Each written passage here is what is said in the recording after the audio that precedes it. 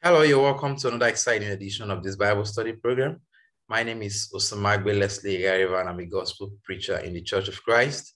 I'm very happy to welcome you all to this Bible study program. Today I have with me Brother Handy Soccer from Kentucky, United States. Brother Handy, how are you doing? I'm doing good. It's good to talk to you today. Yeah, I'm happy to have you here. To feature in this program. And today we are going to be speaking about the question of Bible authority. What exactly is the source of authority for Christians today? You know, a lot of professing Christians actually miss it when it comes to the issue of authority, and a lot of people take so many things for authority. And so we want to really discuss this issue so we can help people understand what should be the source of authority, or what should be the right source of authority. However, before we go into that, I would like you to talk about what authority is, and then why is it needed in religion? What's the importance? Why do we have to talk about authority? Please go ahead. Well, the reason why authority is important is because simply the Bible talks about it. The New Testament uses a word for authority that describes power or a right to rule, and it involves someone in a position of being in authority over others and having a right to instruct them or command them and expect them to follow those instructions that are given. There's a passage over in Matthew chapter 8 that talks about this, that really helps illustrate this idea of authority and what it is.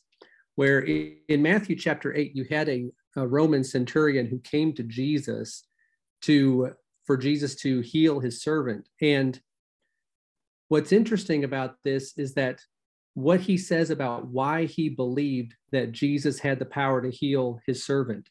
He said in Matthew, or it says over in Matthew chapter 8, verse 7, after Jesus gets the request, he says, "I will come and heal him."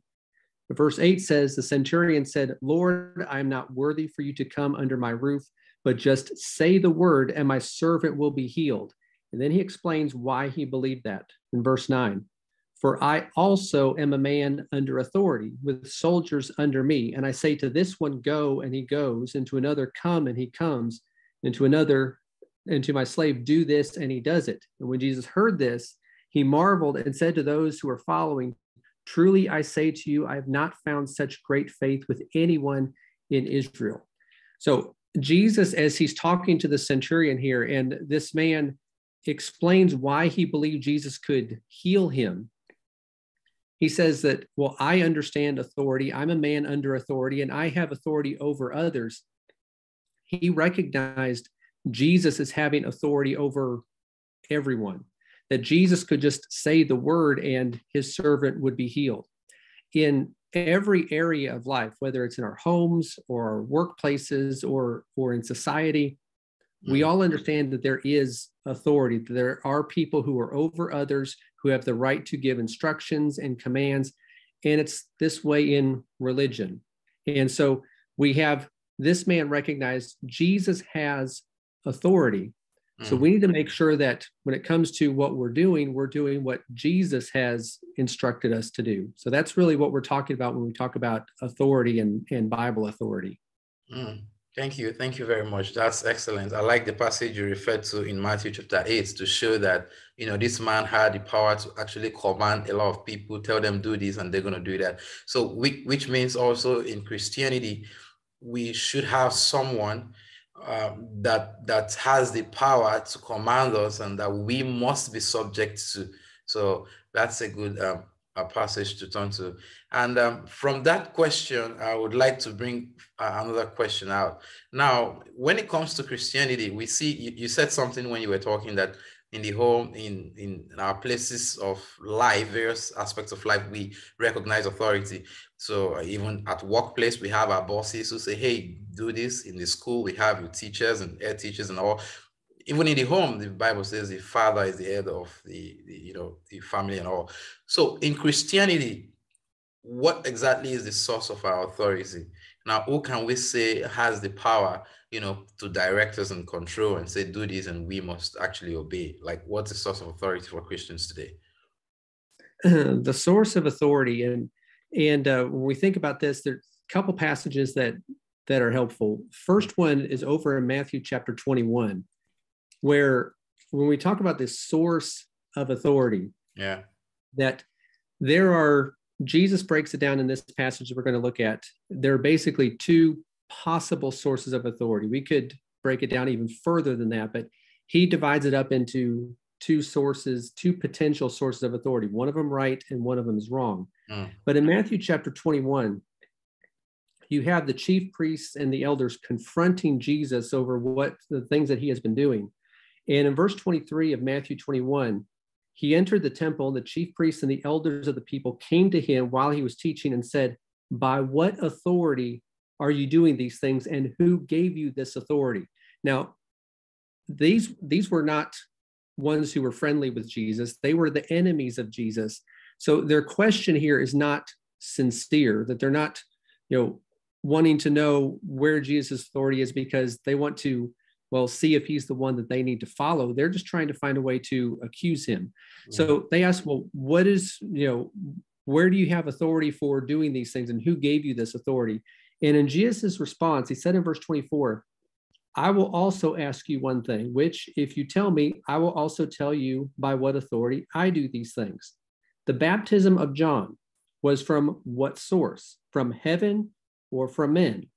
They began reasoning among themselves, saying, "If we say from heaven, he will say then, why did you not believe him? If we say from men, we fear the people, for they all regard him as a prophet." In answering Jesus, they said, "We do not know." He also said to them, "Neither will I tell you by what authority I do these things." Jesus asked this question to them.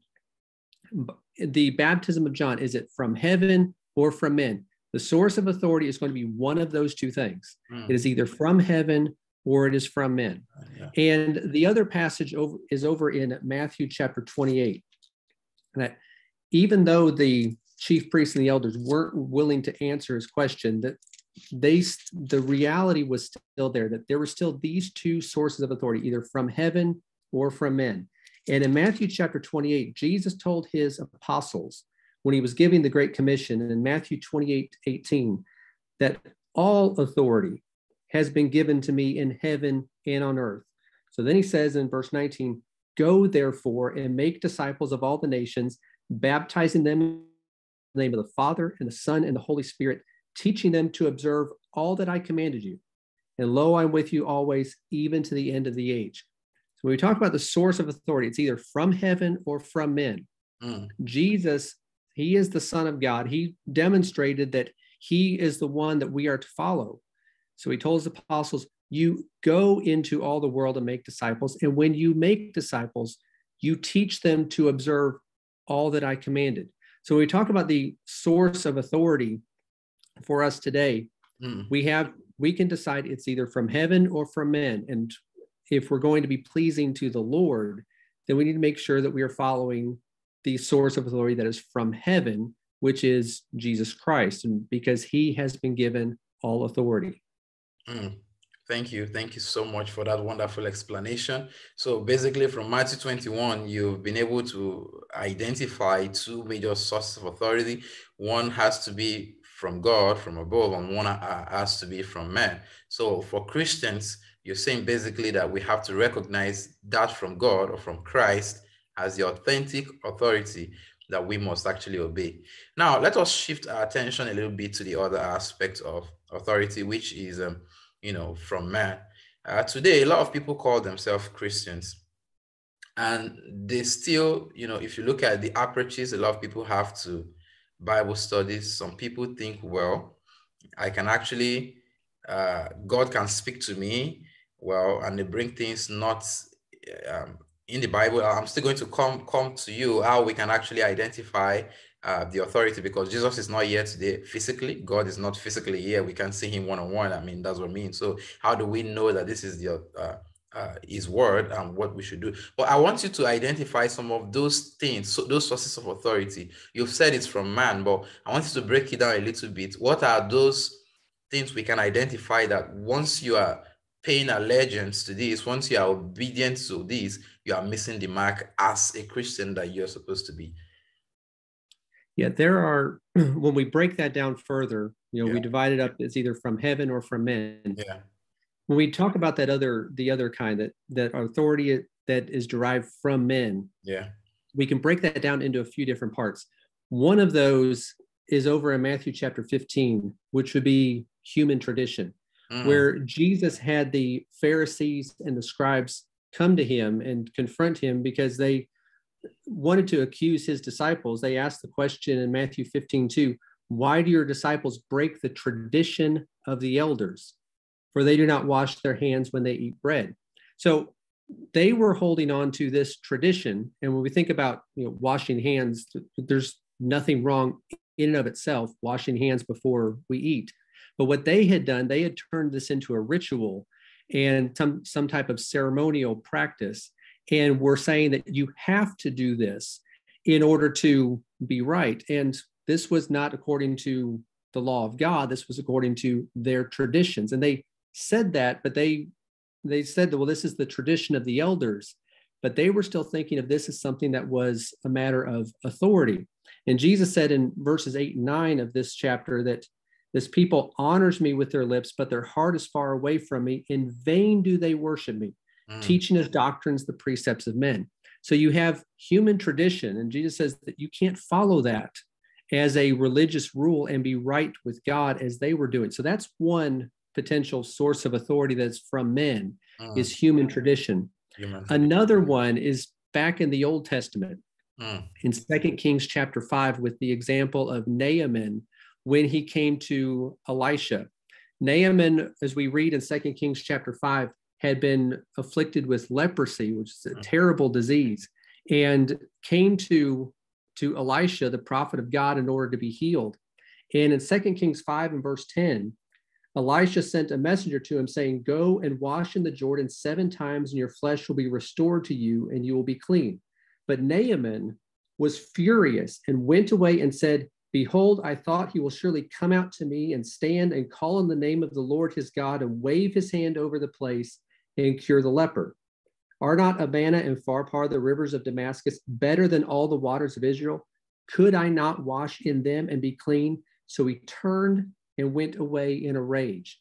Notice he says there, when Elisha told him, this is what you need to do if you want to be healed, he did not accept it, at least not at first. His servant eventually talked some sense into him. But at first he rejected this. And he said, behold, I thought.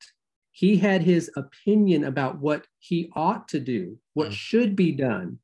And that's what happens a lot of times today in religion, that people have their opinions and what they think, say, well, I think God is going to be pleased with this. That's what I'm going to do, rather than simply seeing what, in this case with Naaman, the prophet of God, but for us today, what the word of God says. They just want to go by what they think. Yeah. Another potential source, I'm trying to move through these quickly so we don't spend too much time on them. But another one over in Jeremiah chapter 17 is that human emotion or feeling can sometimes be used as a source of authority, that people would say, well, I just feel like this is the way it ought to be. Or it just makes sense in my heart that this just seems right. The problem with that, Jeremiah 17 and verse 9 says, the heart is more deceitful than all else and is desperately sick. Who can understand it? That if we are simply trying to follow our heart and say, well, that's going to be my standard, that's going to be my authority for what I do. This verse warns us that our heart can deceive us. Our emotions can deceive us. A lot of people just simply do what feels right or feels good, and that's what they do. Sorry, before you continue, a passage that comes to my mind is, there is a way that seems right to a man, but the end thereof is the way of death. So I just want to jump that. Sorry to cut you. Yeah, that goes right along with that point, that we think that something is right. It seems right to us. But the scriptures warn us that we can't just go by what just seems best or seems right to us. Yeah. And now another one of these, I've got 6 of these. So the fourth one of these, over in 1 Samuel chapter 8, you have the people of Israel deciding that they are not content with God being their king. They want a human king to rule over them. And it says in 1 Samuel 8 and verse 5 that they come to Samuel and says, behold, you have grown old and your sons do not walk in your ways. Now appoint a king for us to judge us like all the nations. So they are thinking, well, look at what all the other nations, what they are doing. Like, well, we want to be like them. Yeah. Today, we look at the world around us. We look at the society that we live in. Think, well, we want to be like everyone else. And they all are, seem to believe this or teach this, and this seems to be popular. So we're going to go along with that. We can't do that and be pleasing to God. Another over in Galatians chapter 6, and I'll summarize all these here in just a minute once we get through them, because I know we're going through them quickly. But in Galatians chapter 1 and verse 6, Paul said there that I am amazed that you are so quickly deserting him who called you by the grace of Christ for a different gospel, which is really not another. Only there are some who are disturbing you and want to distort the gospel of Christ. But even if we or an angel from heaven should preach to you a gospel contrary to what we have preached to you, he is to be accursed. As we have said before, so say I again now, that if any man is preaching to you a gospel contrary to what you received, he is to be accursed. So Paul is saying here that we preach the gospel to you. Now, if someone else comes along, and it doesn't matter if it's another apostle, it doesn't matter if it's an angel, it doesn't matter who it is. For us today, we might say it doesn't matter if it's the Pope who says it, or it doesn't matter if some denominational body or some religious leader, they say it. If it's different from the gospel that was originally preached, then it's not the standard that we are to follow. And then the final one over in Acts chapter 20, and this is related to this last one. But we think about in the Lord's church, you have Paul warning in Acts chapter 20, when he was talking to the elders from the church at Ephesus. He said that the church was going to face trouble. And he said in verse 29, I know that after my departure, savage wolves will come in among you, not sparing the flock. And from among your own selves, men will arise, speaking perverse things to draw away the disciples after them. So he's talking to elders in the local church and saying, even from among your own selves, you're going to have men who arise, who will speak different things, who draw away disciples after them. So you have all of these things can be used as, well, this is my standard. This is what the elder says, or the preacher says, or this is what the Pope says, or this is what I feel. But you have human tradition that is, often used by people, but that's not the standard we are to follow. You have personal opinion. That's not what we are to follow when it comes to religion. We have our own emotions or feelings or what seems right to us. That's not our standard. We have the world around us, society that we live in. They may be doing all sorts of things, but that's not what we are to follow. You can have denominational bodies or councils or popes or whoever it might be. All of these leaders who set themselves up over religious bodies, they're not the standard. And even elders and preachers in the church, I try to regularly remind people, even the congregation where I preach, remind them that just because I say something doesn't mean it's right. What is right, and I'm sure we're going to get to this as we go on in the discussion, what is right is what we find in the scriptures, because I could be wrong on something. You could be wrong on something. Any one of us can be wrong. Either we're honestly mistaken or someone's trying to deceive others, but any one of us could be wrong. So we can't just go by what someone says or what someone thinks or someone feels. We have to have a different standard that comes from heaven that we are to follow. Thank you. Thank you. That was an excellent explanation. And I'm very happy with all you've actually highlighted. And yeah, they makes a lot of sense. And I believe people are watching and they can see that if you have your feelings, you have emotions, you have what your pastor, your preacher, or your elders are saying, they cannot really stand as, an authentic source of authority. I was going to ask you about people who go over to the Old Testament and they use that as a source of authority, but I don't know if you have plans to talk about it in the other aspects of authority when we're looking at what the source of authority is for Christians today. So that's depending on you. If you want to address the question of the Old Testament, why people, can we really say people who are reading and using the Old Testament as authority? By authority, I mean, when you go over to the Old Testament and take a practice, let me give you an example, maybe burning of incense. There are some churches who practice that today. A lot of other practices like that in the Old Testament. can we, you didn't mention that in your item. So can we really say it is right since we find it in the Bible as well? Well, you have there's a purpose for the Old Testament. And Romans 15:4 tells us that the things were written in earlier times, which is talking about the Old Testament. It was written for our instruction or for our learning, so that through the perseverance and encouragement of the scriptures, we might have hope. So the Old Testament is important. However, there's a right way and a wrong way to use the Old Testament. And over in Galatians chapter 5, Paul talks about the idea of some who would go back to the old law, to the law of Moses, and say, well, this is what we need to be doing. This is what we are to follow.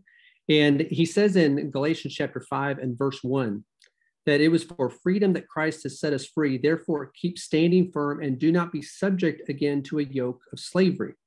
Behold, I, Paul, say to you that if you receive circumcision, which that was one of the instructions under the law of Moses, and that was during the first century, really the main point that the Judaizing teachers, the ones who were trying to bring people back to the old law, saying that if you want to be saved, you don't just have to follow Christ, you also have to go to the law. Yeah. So he talks a lot about circumcision. Now, it broadly can apply to really any practice in the Old Testament. But he's talking here about circumcision because that was the issue that they were facing at the time. He says that if you receive circumcision, Christ will be of no benefit to you. I testify again to every man who receives circumcision that he is under obligation to keep the whole law. So if someone says that, well, I want to keep circumcision as a religious practice, or this is something that God expects me and requires me to do, or as you mentioned, burning incense or things like that. Yeah. If we want to say, well, that was done under the Old Testament, under the old law, so we want to do that now, Paul says that, well, you're under obligation to keep the whole law, which is not just burning incense, not just circumcision, but you have all the animal sacrifices, you have the different regulations and trips to Jerusalem that you have to make 3 times a year, and all of these things that it's more than just the one thing you're wanting to bring over. You're under obligation to keep the whole law. And then he says in verse 4, you have been severed from Christ. You who are seeking to be justified by law, you have fallen from grace. So he's saying, if you want to go back to the old law, there are 2 things you need to remember. One is that you need to recognize you have to keep all of it, not just the one thing you're wanting to bring over. But also, he says that if you're wanting to be justified by that, says you're severed from Christ, you're fallen from grace. With Jesus, he's set us free from these things. There's a law that we follow. It's not that we have no law, but we are free from those obligations that are under the law of Moses. So he says, don't bring them over into the new covenant, because if you do that, you have to keep all of it, and then you're separated from Christ, and it's not going to do you any good to try to keep those things. Wow. Thank you very much. So I just needed to bring that in because I have a lot of denominational friends that feel very upset when I tell them I don't pay tithes, and they are very upset when I say, well, I don't use instrument, like we don't use instrumental music in our congregation. And they feel like, wow, David used it. These are people who practice certain things in the Bible. So like I know of some churches too that burn incense. So that's why I have to ask that question. If we can actually go over to the Old Testament as a source of authority, and your response shows that such will be a mixture of Judaism and Christianity.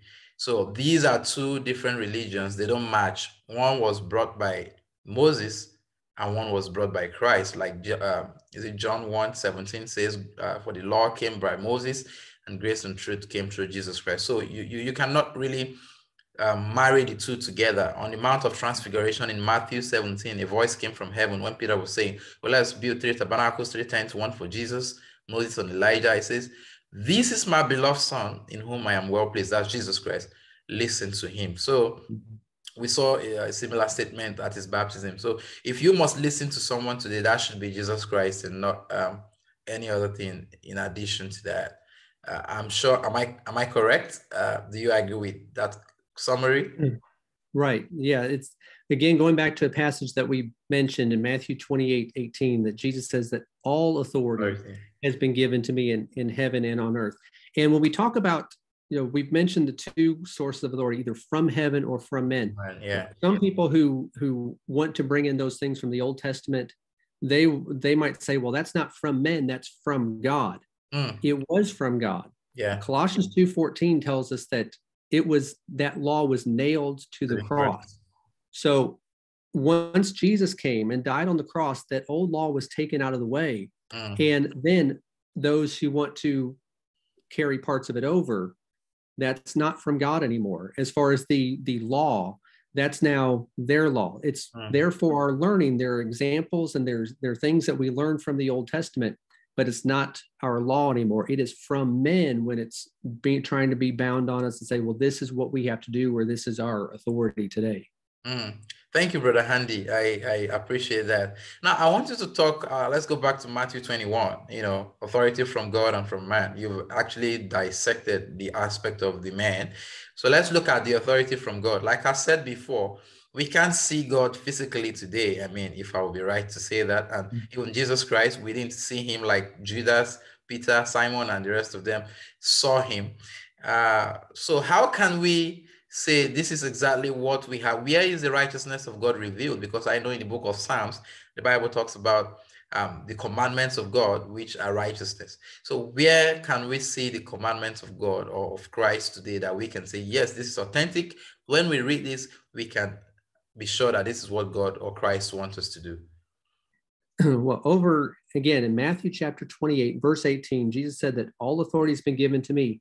And then he told his apostles, you go and make disciples of all the nations, and then you baptize them in the name of the Father and the Son and the Holy Spirit. And verse 20 says, you teach them to observe all that I commanded you. So the apostles were going to be given this responsibility, or were given this responsibility to be his teachers.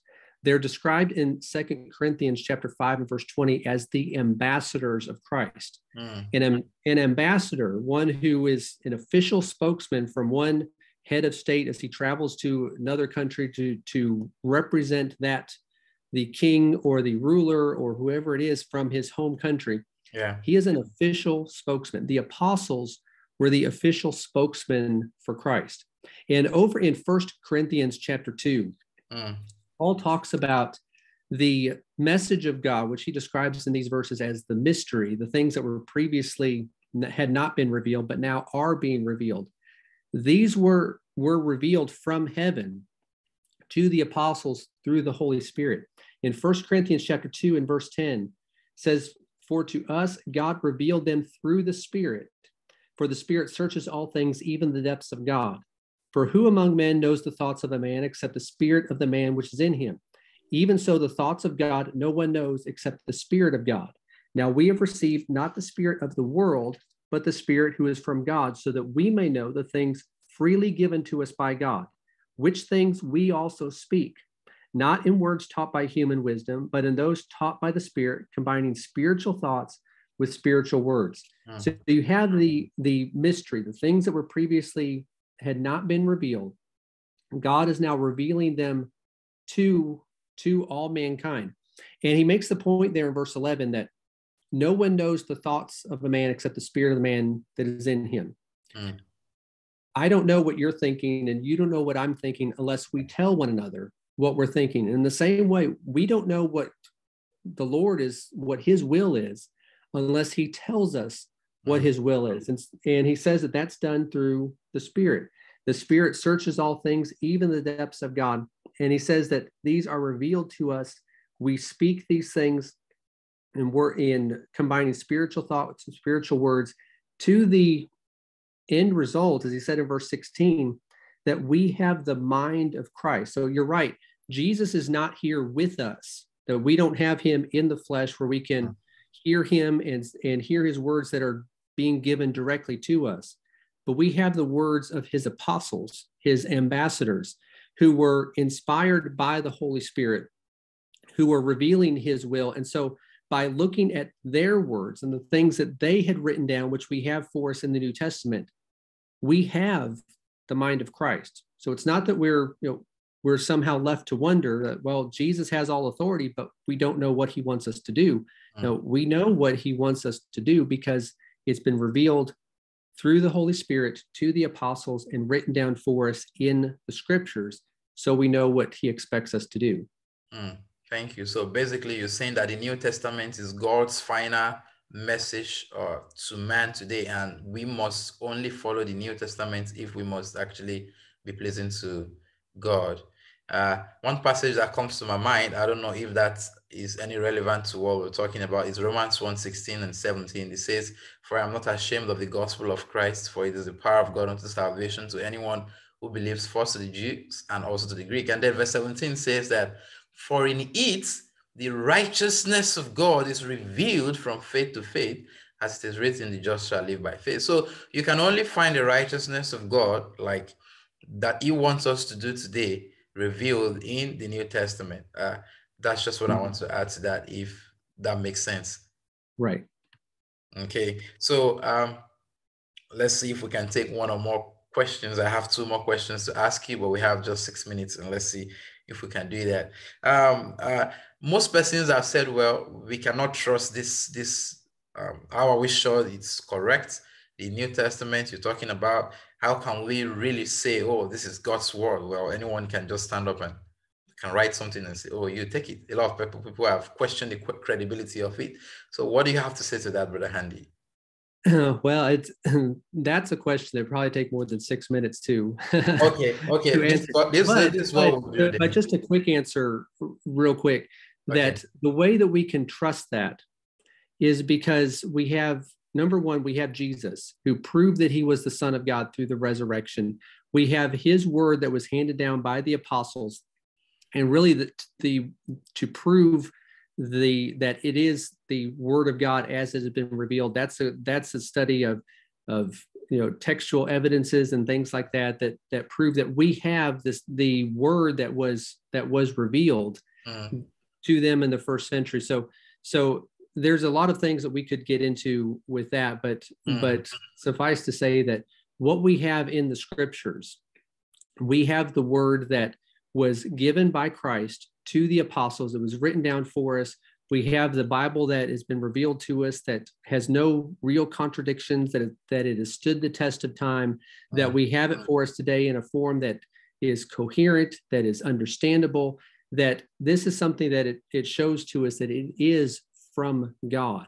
So that's how we can know, just as a very quick, brief answer, how we can know that this is from God and not from men, or not just, the men just came up with this.